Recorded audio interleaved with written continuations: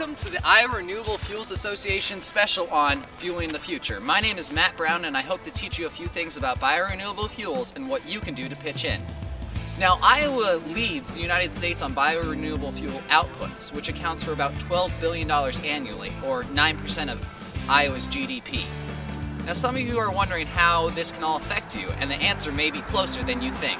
With the cost of gas in Iowa near $3 and the national average not much higher than that, everyone is looking at ways to cut their costs at the pump.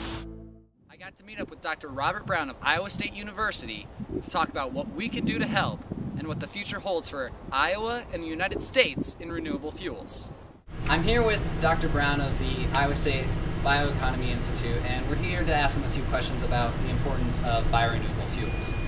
Now, what are the three main reasons why we would want to go into research in biorenewable fuels?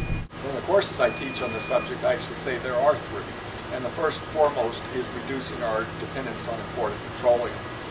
Second is reducing greenhouse gas emissions. So the use of fossil fuels is going to increase the emissions of carbon dioxide in the atmosphere. The use of biofuels has a net decrease in the amount of carbon dioxide into the atmosphere. And the third reason is simply the notion of let's give additional opportunities for U.S. agriculture.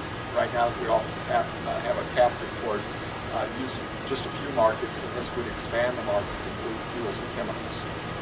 Now, what has the state government done to influence, and also the national government, to influence biorenewable fuels?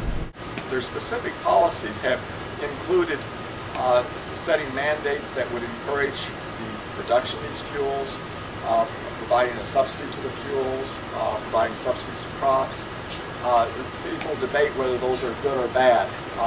In the balance, I think you'll see less and less of that done with the notion that we need to make sure the technologies that we're deploying are cost effective. You know, as long as the price of gasoline is going up, our jobs becomes very easy. There are projections of gasoline going beyond it's about $3 now to $4 or even $5. At that point, it will be very easy to adopt without subsidies. What can the average Joe do to really jump in to help with this biorenewable fuel revolution that Iowa State's kind of headed?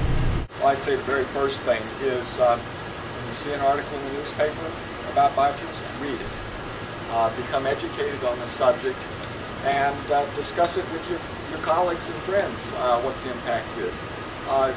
Ultimately, as I say, we'll get to the point where it doesn't require a specific decision on your part to buy renewable fuels.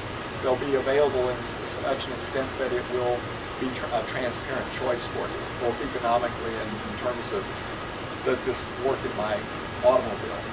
But ultimately, it is also the notion that you support the ideas of reducing dependence on imported petroleum and reducing greenhouse gas emissions and looking for new markets for agriculture. So if you buy into those things, then you've come a long ways in supporting biofuels. Alrighty, well, thank you so much, Dr. Brown. My pleasure. Nice to meet you. I'm here at the stairs of the state capitol where the Iowa legislature comes to make certain bills and laws that can affect how we use biorenewable fuels. Now, it's up to us to elect those officials that will better us in biorenewable fuels. So, get involved, go out there and vote when you can, and help Iowa and the United States have a better renewable future.